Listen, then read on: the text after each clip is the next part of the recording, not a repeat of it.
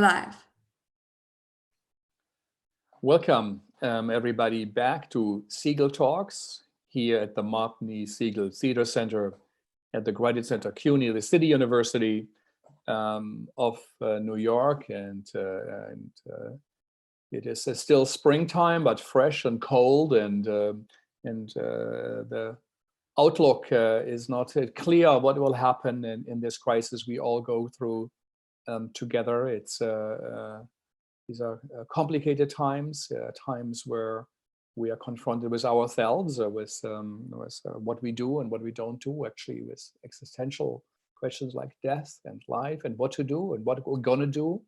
Yesterday we had Natalia Brosbit from Ukraine, and she had a very bleak outlook, saying that she almost lost faith in theater. The war is going on for 6 years in the Crimea area. She feels something really bad is happening after the corona is over. For her, the corona time is almost like a holiday, a time out of a bleak existence as an artist. And so she shared with us her outlook. And today we have two guests, great artists from Palestine, and it is Amir Zuabi, who I would like to welcome, and Fidaa Zaidan, two great workers of the Vineyard in theater globally, and also with connections to New York through productions here with Bonnie Stein and others, and Allison. So how are you guys? Where are you? What time is it? Fidaa, yeah. Hello, hey. Now I'm in Haifa, in Haifa city, but originally I'm from a village from the north, Palestine, which called Beit Jann. And so I'm in Haifa, so the weather is very nice today.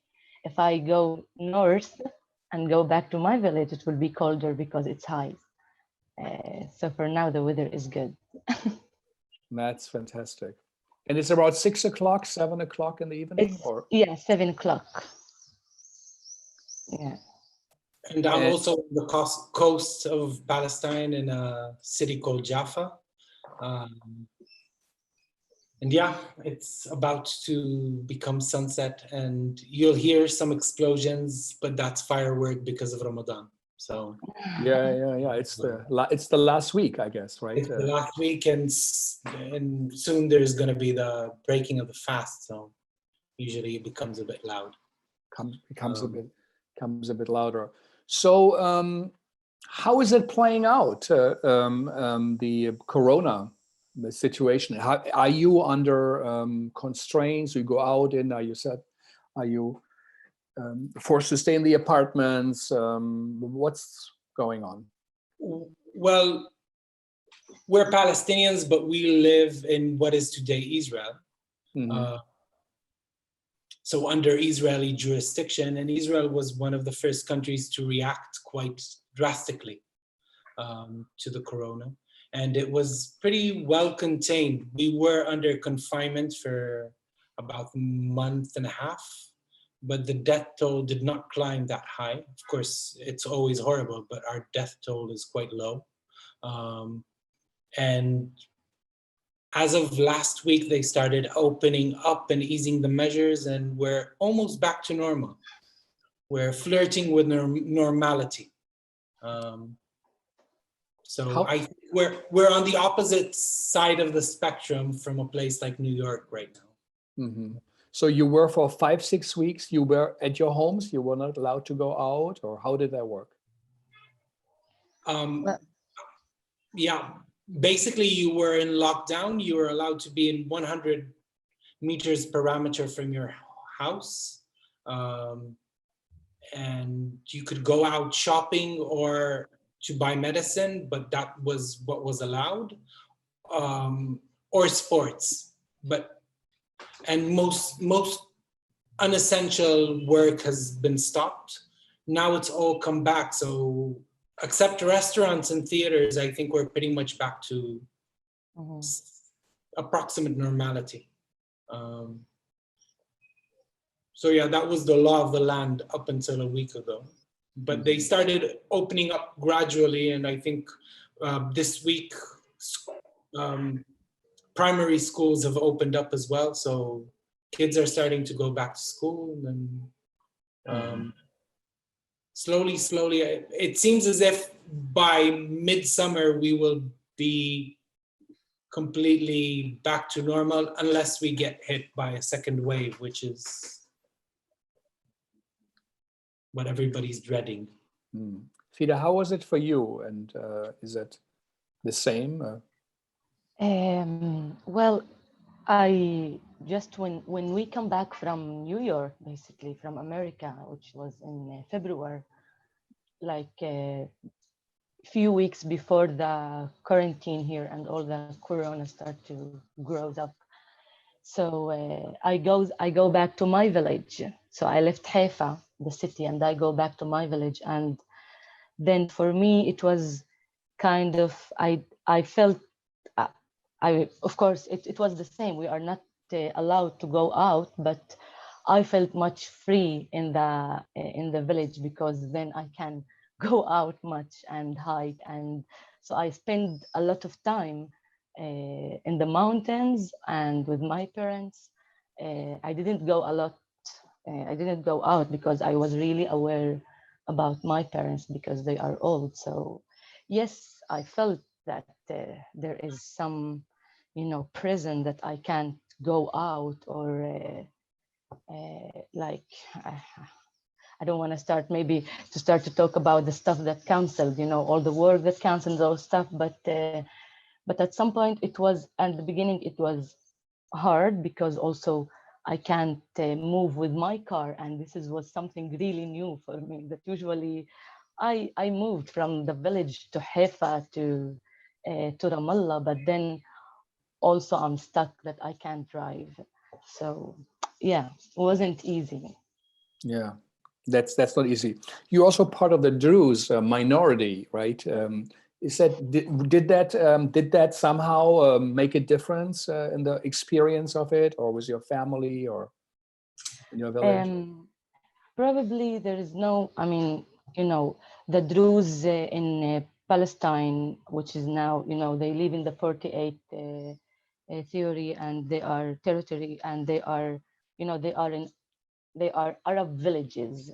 So the situation with the Druze is like most of the other Arab villages in Israel, which is, it doesn't, the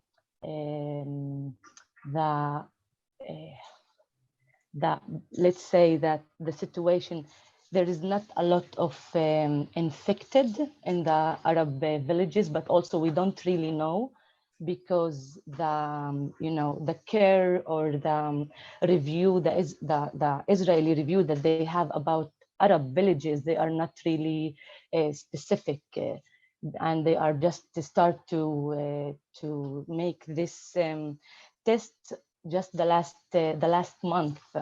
So at the beginning in Israel, they take care, as any country that it goes through distress, that at the beginning they take care from the favorites, and then the Arab villages, they start to deal with it. So the Druze, they are, the same that the other Arab villages, the situation. Mm-hmm. Yeah. So how is the situation for you as theater artists at the moment? What are you working on? What are you planning? Can you work? Well, I noticed that in the beginning, I noticed that, okay, maybe I'll not be able to write in this time that I need to be at home right now. So I started to read. I said, okay, I need to read. So I put omissions and a list that for stuff that I need to read. A lot of stuff canceled. So we try to continue in Zoom, on email, and like small projects that start to, we start to work on it, but like one of them, we cancel it and we move it because it's really hard for us to connect through this virtual meetings.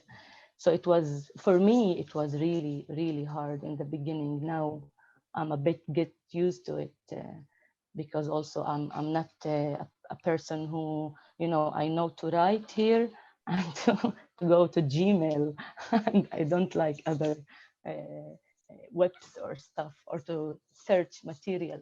So it's not easy for me, but I continue. I'm reading now. I'm doing a few researches and trying to. I'm a freelance. So this life to be at home and kind of have a free and a lot of time. So I used to this times, but still the prison or the quarantine, it was something inside. It wasn't like, even that I'm in the village and can't go out, but it's something inside. It's stuck, everything canceled. I don't know what to do in the future and how I will do it and how I will replan all the stuff again and when. So this is how I still spend my days with these thoughts. Yeah. So you couldn't really write, or I know you're a performer and a director and a writer, but you could read a lot. That was your. Yeah, I go back to the stuff that I wrote before and trying to do some editing all the time, but probably I'm reading. I'm doing also now. Me and my friend Mona Hawa, she's an actress, also our friend.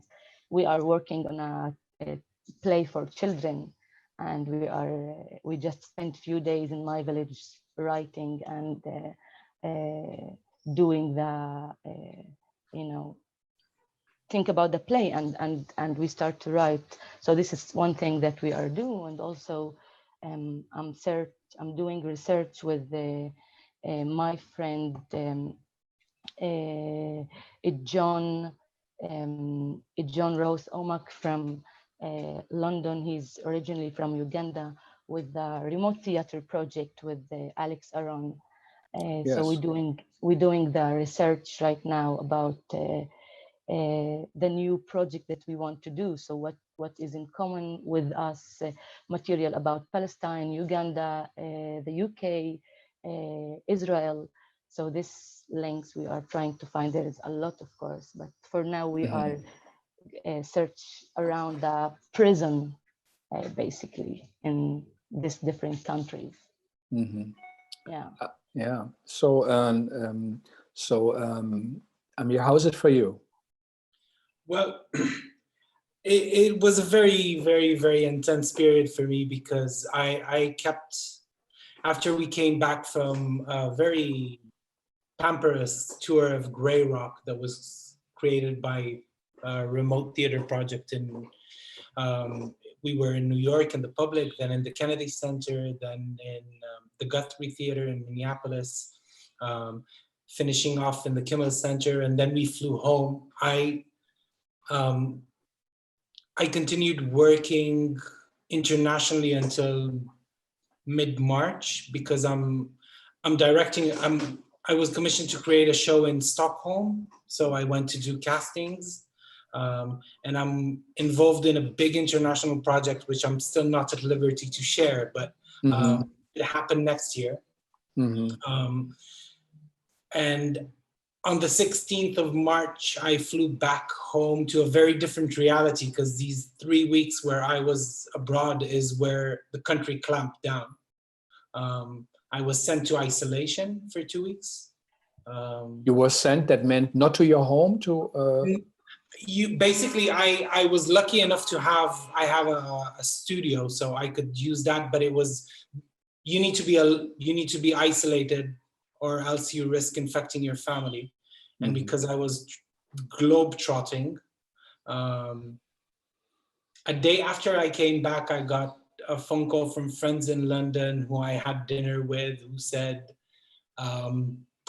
you will be ill in a couple of days. And lo and behold, I was, which meant that my quarantine became much longer. So you had actually the coronavirus? Yeah, I tested positive, and then I was basically isolated for almost 7 weeks without seeing anyone. I had for 7 weeks. Yeah. And how was it? How did it feel? And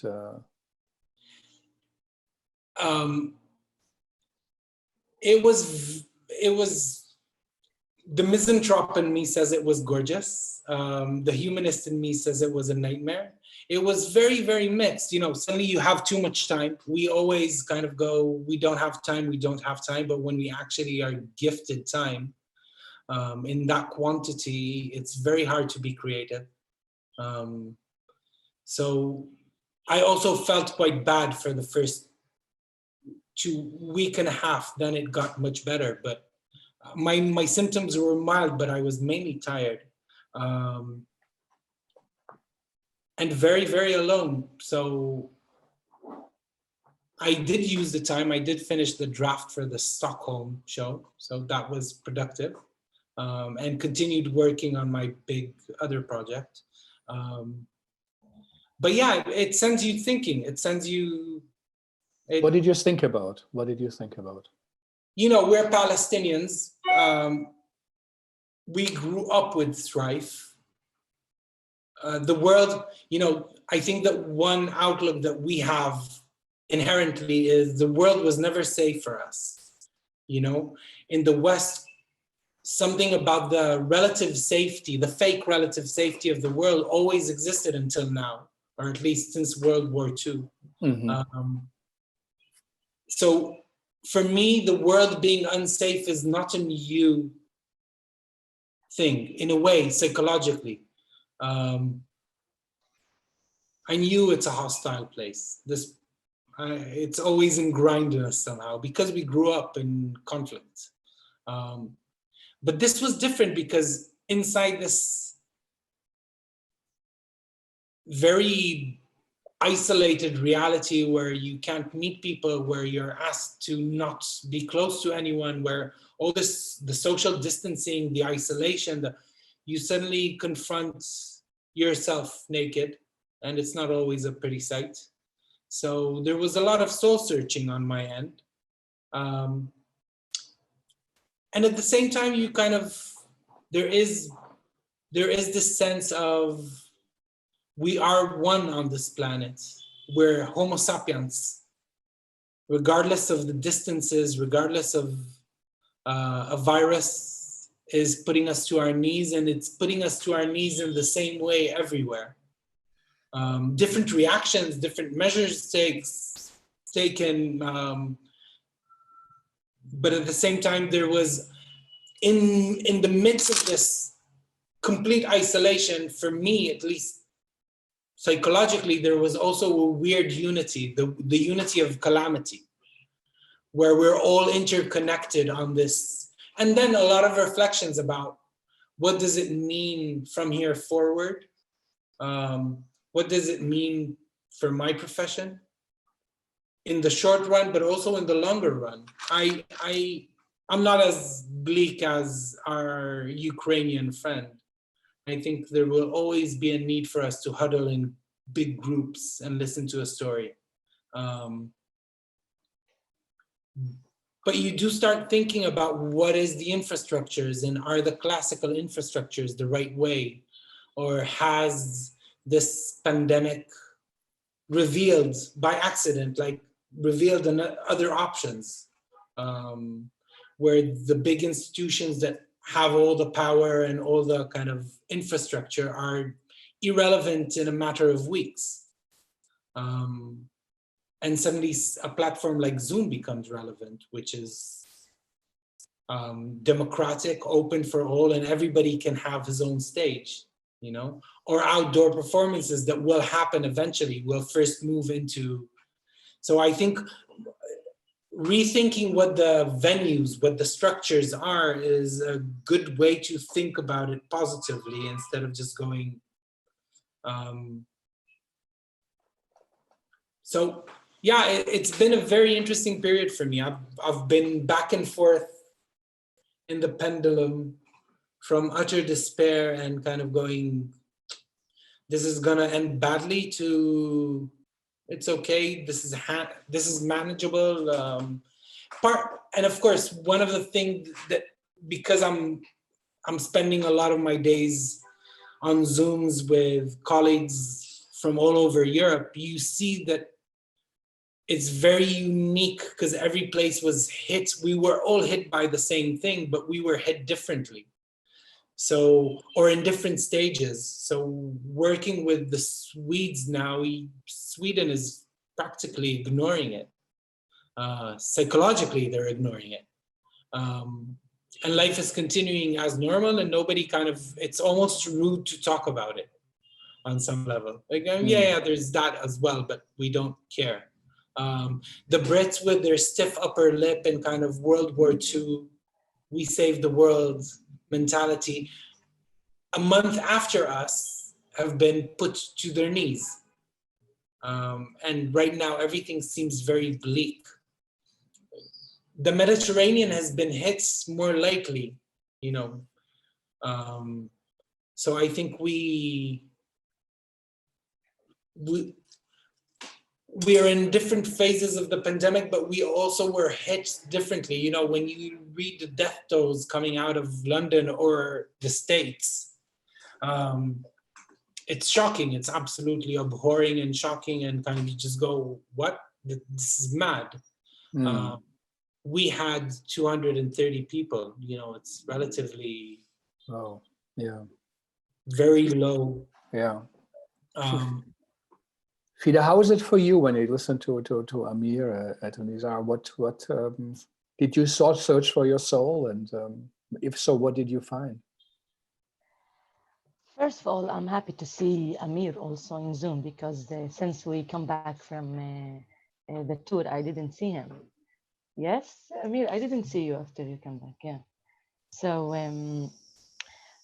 I did this. I did a lot of conversation with myself and also with the relative and family and friends, because I suddenly, in the beginning, I didn't accept the whole situation, and then like the first week, and then my parents, they were really worried about me, and then that's why I start also to relax and to be more careful. But what I noticed at some point, that long time, I guess maybe 4 years, I didn't take this break, and suddenly there is, I have nothing to do. I just need to accept it, to accept the situation as it is, because usually I don't. And if I don't accept situation, so I go and break it and do just do what I think that is right. But now in this situation, like there's, it was a fact for me. So when I realized that now, after a long time, I didn't have this space and this time, that probably all the time I wanted it, but when it comes, so, and as also what Nizar said in the beginning, so suddenly when you have all of this time, when I had all of this time, so I said, okay, so I wanted to do more and to do a lot. Suddenly I wanted to end all the stuff that I didn't end, to write it in a few weeks, but I couldn't. And also just, so I quite learned also to know how to use, or to accept what's happening, or what is going around, and to take this breath. But also it's confused, because in the other way, like there is a lot of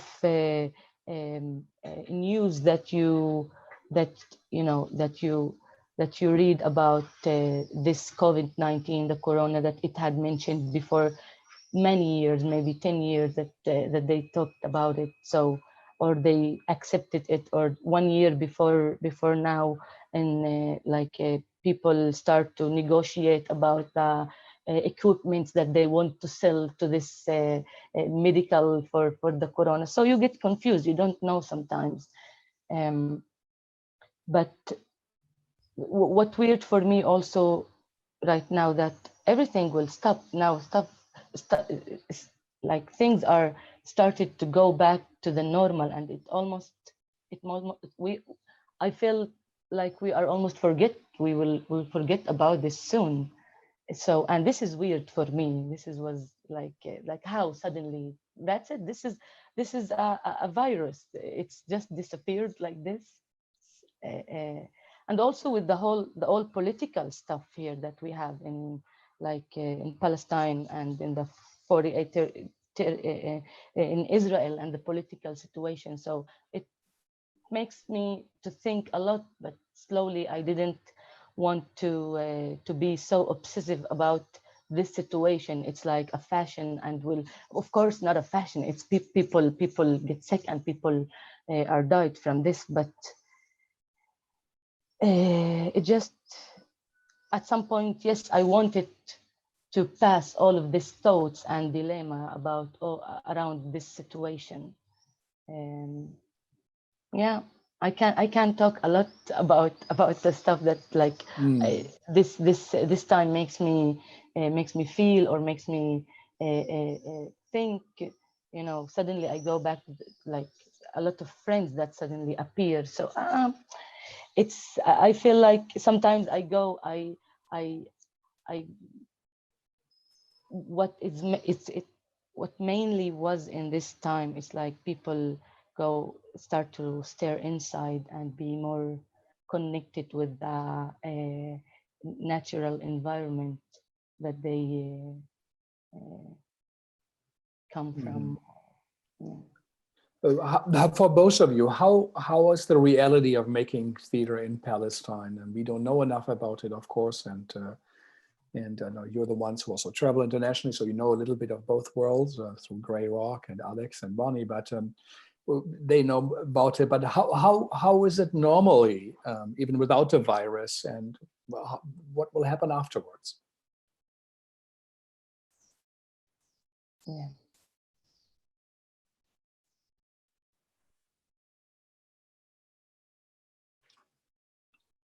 Sorry, everything froze for a second. Yeah. Sorry. You know, Palestine's theater scene is very unique.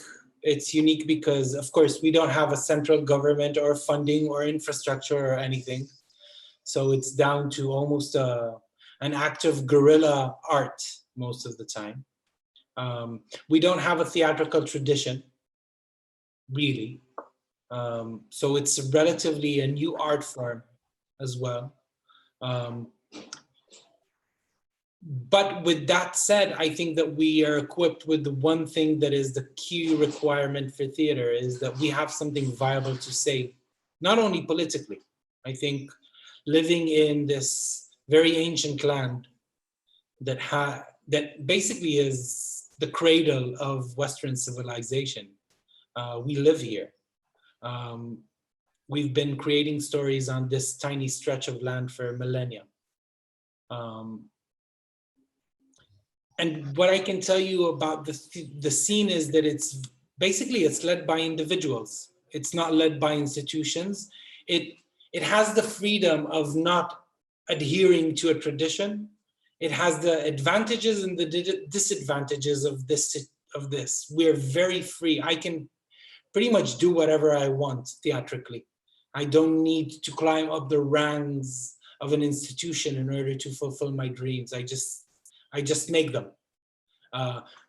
But with that, it means I make them from scratch. There is no comfort. I think one of the amazing things, and I worked internationally for the last 20 years. I was an associate director of the Young Vic, which is one of London's best theaters. I've worked all over. One of the things that keep bringing me back to Palestine is that the people that get involved in theater in Palestine are unique. They're unlike anywhere else because everything is against that. So people that defy reality to that extreme are very, very special, and they have something to say. And being surrounded by people like Fidaa and the other really talented actors that I'm very privileged to work with is a great gift for me. I had the luxury of doing shows in the RSC and doing shows in a makeshift theater in Ramallah. They're both great. I wouldn't want to lose any of them. But there's some integrity and honesty about doing something in shoestring budgets with a big dream that is, for me, key. For me, it touches the basis of what theater is about. It's not about big production value. It's not about prestige. It's about sharing a moment and a story with another human being. And that you can do anywhere. You can do around a bonfire. And that's part of the reason why, with the hardship that our industry is going through, and this pandemic is disastrous for what we do. Because the key ingredient in theater is people sharing a moment together, and that's hard to do right now. But with that, I still insist on remaining an optimist about the importance. You know, in 2000, when the second Intifada started, and the second Intifada was very, very violent when it started. It was war. You know, bullets were flying in the streets. It was war. The one thing that was very reassuring and beautiful is that people needed theater. People came when we did shows. People came through the checkpoints, through the clash points, came to spend time with other people. And I think that need will never go away. We're pack animals at the end. I think that's why Corona is so hard for us psychologically, because it removes us from our most instinctual behavior, which is to huddle in big groups.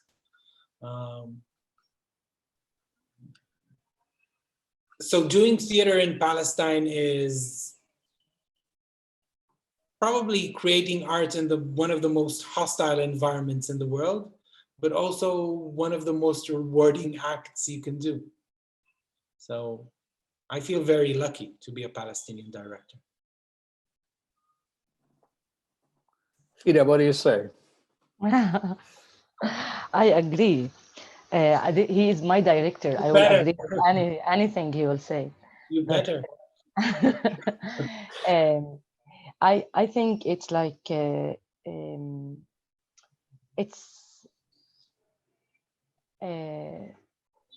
it's not easy, but I can't imagine myself, for example, doing something else. Maybe I can buy some, I don't know, bread or falafel instead of doing theater, because this is what I know. But it's not easy.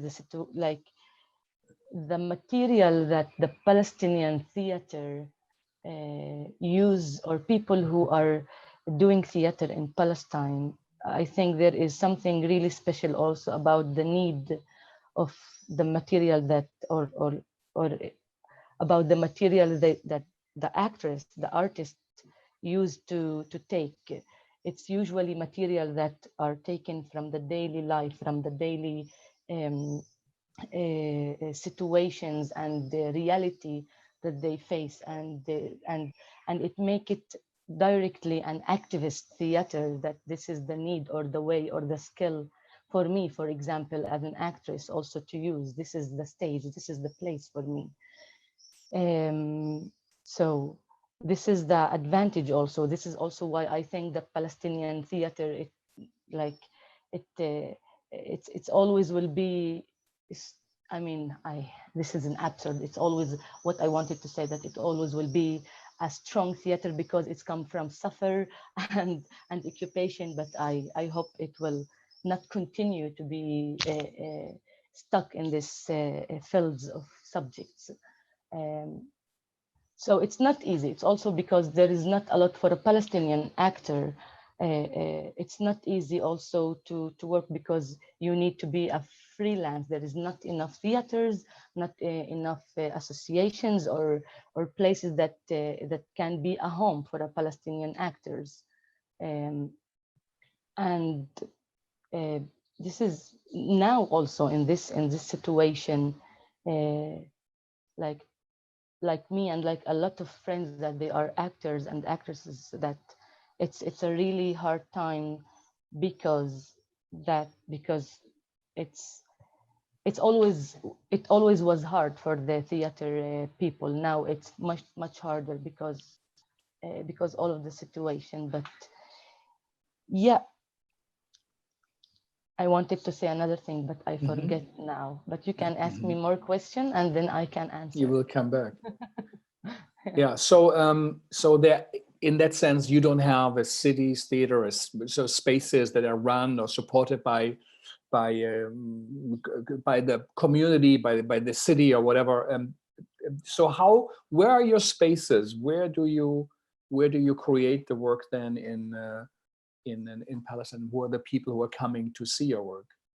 There is few places, of course, here, but for example, the Al Midan Theatre, that used to be the Palestinian National Theatre in Haifa, that they closed because the Israeli government don't allow them to choose subjects, and also they didn't give them the money that they deserve to work with it. And there is Khashabi Theatre in Haifa, but also they have a space. So there is not a lot of places. How I work on my projects or personal projects, usually we rent spaces, which is sometimes it's hard to have this amount, but also sometimes at home. And then, for example, we go to rehearsal room for 1 week, but there's not a lot of places. There is the Israeli theaters and spaces that we can go there, but most of the time we decide not to use these places as a form of our work as a Palestinian. You don't feel comfortable, and it's not the right place. Not just, yeah. Also, I mean, I don't. This is something that I decide before that I will work in my side, and it's up to, sometimes if you want to work with, it's up to the subjects, but also I have my lines that I put it. Mm-hmm. We don't have a lot of institutions. Basically, there's, except what Fidaa just mentioned, basically Palestine is divided into 2 territories, just to give a historical context. One is the West Bank and Gaza, the other is what we call the 48 territories, which are now internationally recognized as Israel. There is a 20% of the Israelis are Palestinian minority. So this minority had a theater. So the Palestinians living within what is today called Israel had 1 theater space, but it was shut down by the government. In the West Bank, there's 2 or 3 companies trying to create work and 2 or 3 spaces. But it's very sporadic and basically very, very poor in funding. The funding comes mainly from private funds from Europe, and it's per project based. So, and then there's theater practitioners who become producers because there's no other option, because that was my trajectory. I had something to say, I wanted to say it, I didn't have a place, so I created my own platform. And my platform wasn't a theater, it was a rehearsal room that I rented repeatedly. My platform is a group of people that I want and like to work with.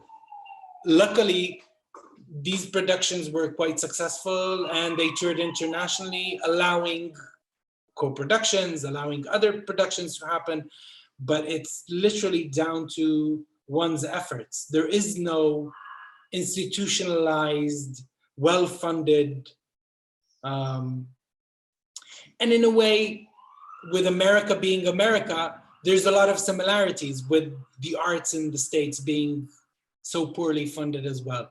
But there's still enough private funders and enough foundations and enough infrastructure to make it possible in America. And in Palestine, because of the unstable situation, politically, economically, on all levels unstable psychologically.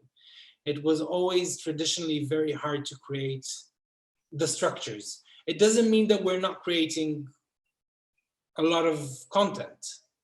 I think for our size, for our ability under the hard restraints that we endure, the amount of theater coming out is quite impressive.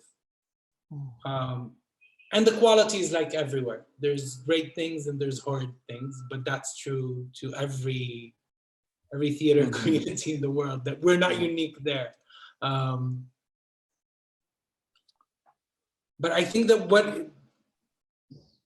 what makes the Palestinian scene very, very unique is the fact that we're unshuttable. You know, that's the feeling, that the ethos that we all have as artists is that against all odds, defying reality, we will say what we want to say. Be it political or be it non-political. We're not just reduced to a conflict. I think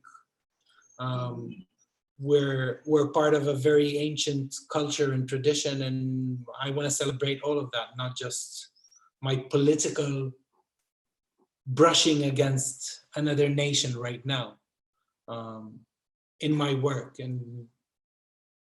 But it does feel that because our narrative is hushed, because our narrative is poorly represented, because we are the underdogs in the conflict, we have another engine going towards not being silent and towards conquering big stages internationally, making our voices heard, advocating for our culture, not only our politics, but obviously also for our politics. And actually telling our side of the story, that's me. I'm not talking in Fida's name, but for me, it was never important to deny the other side's story. I just want to be able to tell my story, and then the public can have the plethora of the narrative and of the human experience of this region, and he'll go home and think, or not. But I wanted to be able, throughout my career, to create theater in Arabic, which is my language, explore my means of expression, my culture, and my political situation, deeply, profoundly, not, I think that one thing that the Palestinian theater can offer the world is a very, very, very well thought of political theater, because in a lot of places around the world, political theater is looked down on. It's like, it's newspapers. But I think because we've been doing political theater always, because everything you do in Palestine is a political act. You can do a children's show about trees. It's a political act. It doesn't matter what you're doing. It's always a political act. I think that what we can share from our experience is how political theater does not need to be reduced to political headlines. How political theater is, I always call it political poetical. How it could be profound. For me, Shakespeare was a political writer. Shakespeare wrote inside a political time of strife, a political time where the structures were heavy-handed on the people. The world was unsafe. So when I read Shakespeare, I see the depth of his political thinking. Not that I'm anywhere close to that depth, I'm not even presuming, but I think that one thing that the Palestinian theater, not all of it obviously, but one thing that the Palestinian theater has been experiencing a lot of is political theater that isn't reductive. Political theater that is more complicated. Do you guys think that this Corona time will influence the way you work? Will there be a change, or do you feel it's a stop, or do you feel, are you rethinking fundamental philosophy of your work? For me, I always let her go first. Yes. Thank you. But that's because I listen and then I can nick her good ideas. Yes. Like always, it's okay. I used to it. Well, after the corona, I guess probably I'm waiting for this. I didn't think what will be different. Of course, the subjects, like for now, yes, there is nothing I feel that it's relative or relevant. After the corona happened, like a lot of subjects for me, I feel like it's not really relevant to work on it, or to just to bring it. But what I think it will be changed in my work, it just, this feeling, this experience that I take from all of this period, to be not involved. What does that mean? Social distance, how all this, that you can start something, it will cut during the way or stops somehow. So this experience, or this circle that had been cut in, so I think I will take it with me. And one thing that it doesn't up to the artistic process that I will be in, but it's for us as an Arab society. We used to we are so close physically also. So now there is a distance social everywhere, the distance social. So this is another thing that I will take also to my work. So this details, it will be affected my work, the new stuff, the new habits that people get used to. And the last thing that I think about it is the masks, to wear the mask. I think I just discover a way to be undercover and not to, for me as a woman, sometimes it feels good just to cover and to be like not known. Mm-hmm. This is absurd, but sometimes it feels safe. But also that you can be so open also in the street and do whatever you want from back to this mask, and Mm-hmm. nobody will notice or will see it. So Mm-hmm. this this small stuff, because absolutely I think we start to forget all. We almost, like I today I went to buy some stuff, people was there without masks, without just they are moving. So yes, I'm just waiting to all of this situation will end, and then we will be in theater again with an audience. I miss the audience. That's it.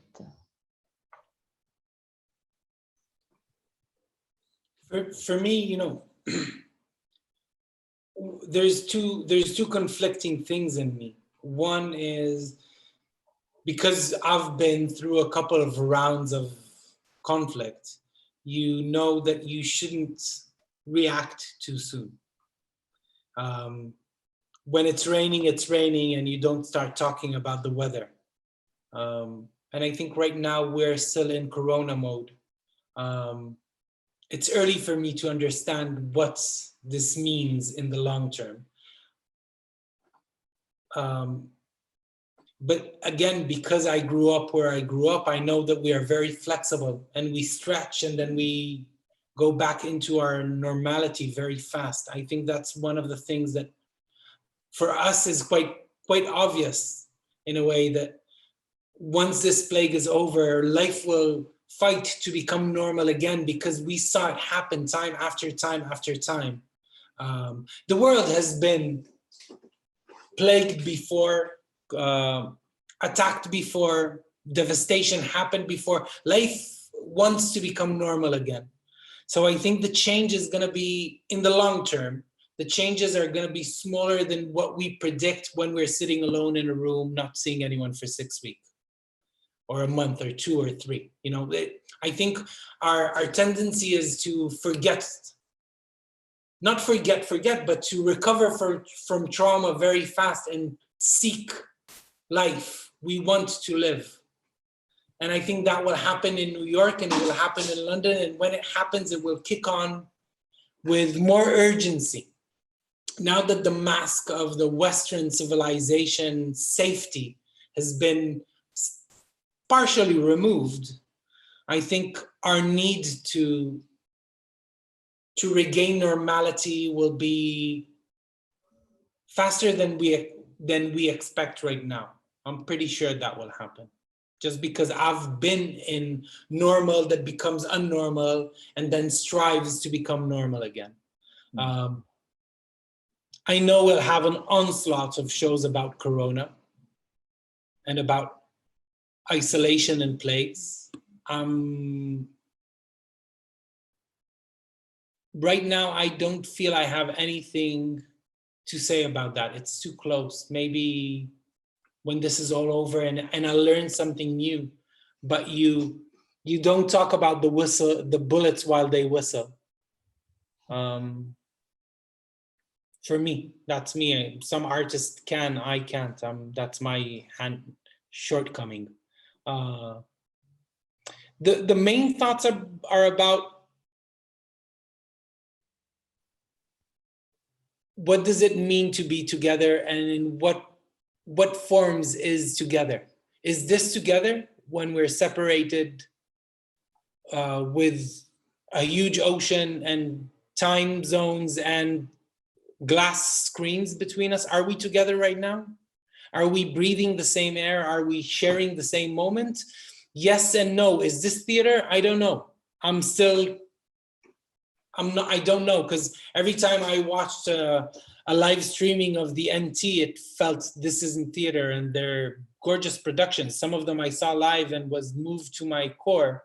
But when you see them with a screen and you're not surrounded by the warmth and stench of people, they're not theater for me. And they're beautifully done. Can we create content that way and call it theater? Is theater a bunch of 5 people with social distancing, listening to a story? When do we become a pack? And for me, theater exists when we are a pack of 2, a pack of 3, it doesn't matter. But when we have a group intimacy, because theater for me is an intimate act. And so yeah, these structures are where I'm thinking, is it right that we actually don't need the big theaters and can we do theaters in our living rooms, in small groups where it feels safer? As a passage, I'm sure we'll go back to the flashing lights of Broadway and the big venues, and we'll all enjoy being surrounded by thousands of people or hundreds of people, sharing a story together, which is what's gorgeous about theater. What are the options up until then? Not storytelling, because storytelling, you know, Netflix, they do a brilliant job. Our best friend right now is TV streaming services. But when does theater exist? I think Corona made these questions more acute. When does theater really begin to happen?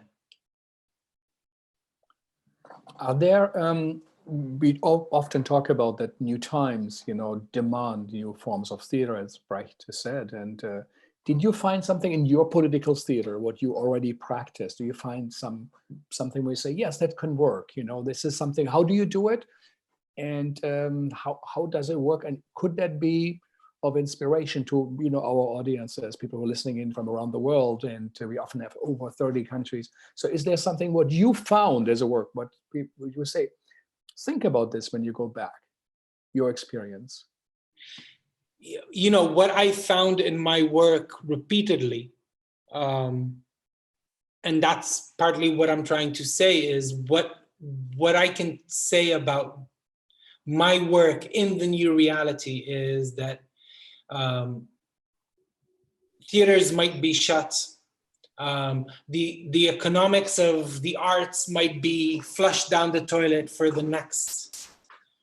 But if you have something to say, find a way to say it. Find a way to create the conditions where you gather 5 people in a corner of a street.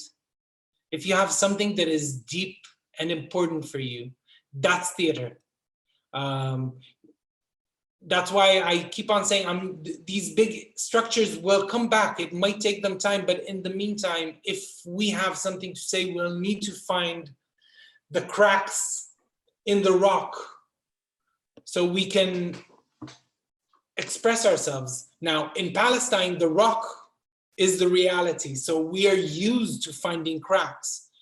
And the cracks can be anything. We did shows in car repair shops and in open fields.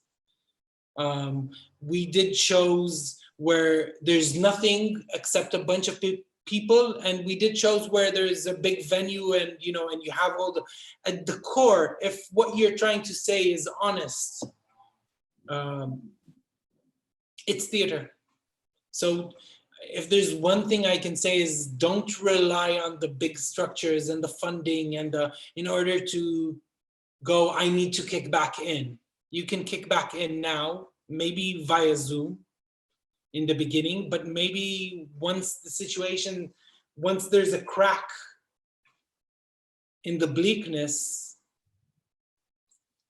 have dinner and turn that dinner while you're safe, turn that theater, that small intimate dinner with people that you can meet, that you're allowed to meet, into a theatrical performance.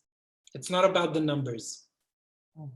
And yeah, living is gonna be hard. Living off art is gonna be hard. But wasn't it always hard? When wasn't it hard? I think we're like water.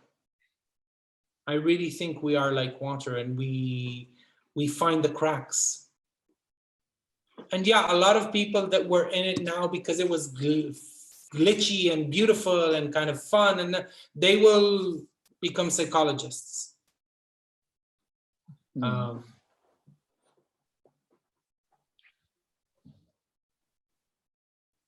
There's something about the guerrilla approach that Palestinian theater has been living in, which I think more and more places will start to adapt and adopt. We'll start thinking differently. Because what happens when you need to do social distancing in a venue and then it's not enough to cover the venue? Get rid of the venue. Don't get rid of the production, just chuck the venue to the garbage. Do it in a parking lot. Do it in a park, do it wherever you can. If you have a production that you want to do it. Do it radically. And for us, living this radical situation as our foundation, all I can say is join the party, guys. It's fun doing things like that with no stage management and no big lighting crew, and it's a party. And the art does not need to suffer. It just needs honesty. And if it's honest, it's honest.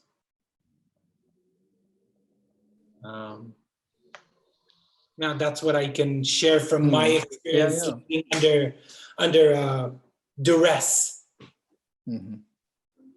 No, this is significant and advice and a reality for you guys, for many others, but for many Susan Sontag's once said, don't wait till society kisses you on the forehead and says, yes, you can do something. You say, no, do your work, as complex and complicated it is, but it has always been hard for artists over centuries. but as we say, they have been on the right side of social justice, on the right side of history. If you had listened to artists early on, whether it was in South Africa where we had a talk, or in Poland or Hungary early on, you would know what's right and what's wrong, and societies would have avoided many hardships and wars. And it's significant what you both say. What you do, your work is important. Everybody in the world, of course, also watches, like in every country, what our fellow artists and collaborators do, and your work is significant and important. Maybe since we're coming closer to an end, is there something what you would dream of? Let's say for Palestinian theater, and say this is, even so you say we don't need anything, but of course it's hard. But is there something what you would dream of where you say this would make our life really different? What would be an ideal or a vision of a Palestinian theater where you say, I wish this could happen? Fidaa? Now you go. I need to think about it. I wish we have boredom, Swiss kind of boredom. That would be great. Of course, this is to do with a political reality. But I think once our theater has boredom, deep-rooted boredom, we will move to a different reality. But until the situation changes completely, and I'm an optimist when it comes to theater, I'm a complete pessimist when it comes to politics. I don't see that happening in my lifetime.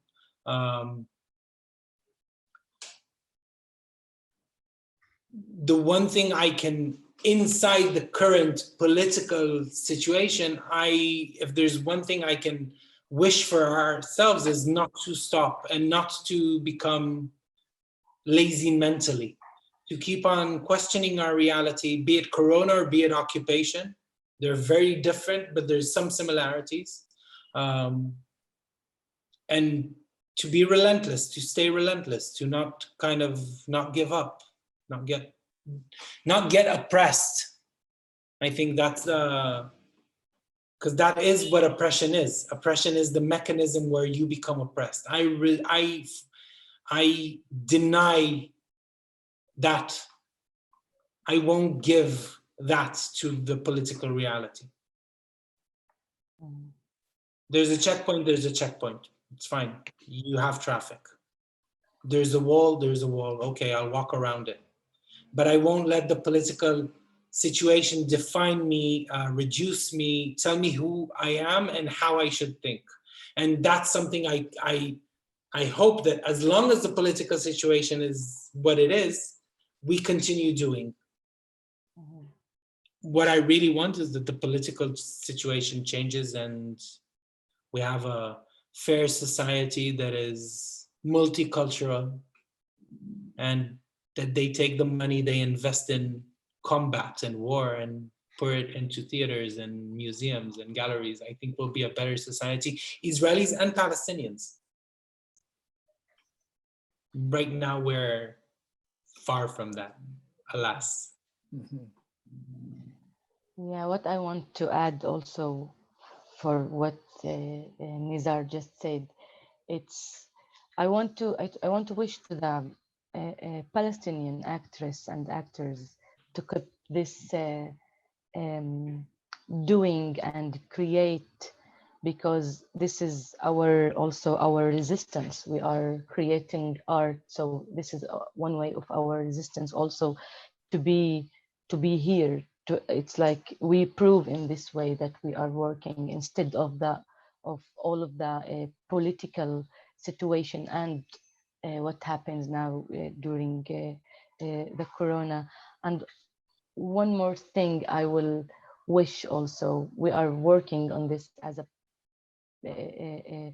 there is Palestinian places, colleges that they are study theater in a different level, not just colleges, but this is one thing that I also wish that we will have more and more courses in university about theater, about Palestinian theater, and to have more work about or search or writing about our theater, because this is what make us spread to other countries and bring more awareness to our theater and space and place also.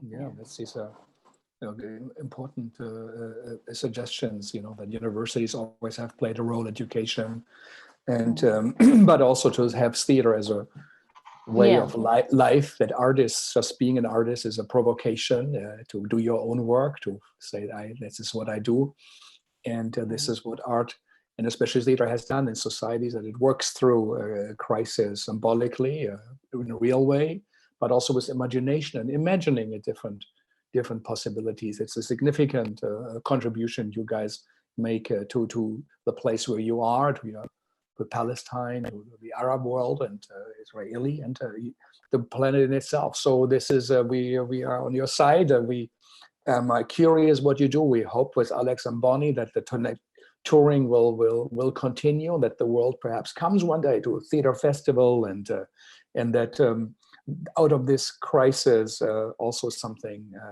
will emerge that values perhaps more than before the contribution artists like you make. It's about also survival. I hope you will get the help from your community. You supported your community. I hope it will also give back and get you through that time also in New York and in so many places. 8-9 months that everything has been canceled. Musicians are out of work, dancers, theater people, freelance people. It's disastrous. And it just shows the current system is not working. There has to be change, and it has to be real change. And we have to fight for it, work for it, and also prepare. It sounds like things are already getting back to normal. You say people are without masks and they forgot about it. We of course, are still in the middle of it. And tomorrow we speak to artists from Brazil, Roberta Estrela Dalva and Diane Carlos. And just today it was in the news how staggering high numbers are hitting Brazil, unprecedented within a day. I think close to 1,000, most probably underreported still, but 400 or 500 that are known of. And so that Corona train arrives in different schedules around the world, which of course will make it so complicated for big cities like New York, where the entire world comes to and from, and to really have perhaps what you have in Palestine, where it is confined more in small places like perhaps Singapore or also Taiwan or in South Korea, where things are going better. But it will be interesting to hear from our fellow artists in Brazil. It's a very complicated situation, very complicated political situation at the moment. And the arts also have been suffering. On Friday, we hear Edouard Louis Elvis Bourma and Hermine Yallo from Cameroon. They will talk about what is happening in Africa with Corona, but also for them as a workers and artists. So thank you guys for sharing, for being part of these world voices. And it is important for us to know what you go through, and that we think about you. You're not alone, and we care for what you do. And you obviously care so much also about your country, your friends, your people, and your region, and the world. So I wish everybody would see the world as theater artists do, and I think it would be a better place. Thank you all for tuning in. Thanks for Halra and Thea and Vijay for supporting us, and Travis did a great job yesterday with the translation conference. We started and helped. Penn had the very first translation conference, a global one, 50 years ago, and was a conference supposed to happen. It did not happen, of course, because of the Corona, but now every week on Tuesdays on HowlRound, there will be translators of novels, of plays, poems, will talk to each other. I think it is a sign that the world has developing a global conscience, and our talks and these talks and others are of significance. So tune in. Thank you all again for listening. Also the Segal team, Sanyang and Andy, Jackie, to be with us. And I hope to our audience, you will join us again. Thank you for taking the time. We know how busy your days are, your lives are, how many Zoom talks, calls, visits are out there, and so it means a lot to have you listening. But it is important also for these artists like today that there is an audience that listens and cares. So it means a lot to us, and we have a great audience, and some of them over 30 countries listening for the Mila Rao talk, over 5,000 listeners. It's extraordinary what these times produce. So thank you, and hope you will tune in again. Stay safe, and see you all, and hope in New York one day. Amir and Fidaa, and I think all will be back to a normal that is not the normal how it was, but it will be a new way of doing things, to finding forms that actually do work and serve people. Thank you all. Thank you. Thank you.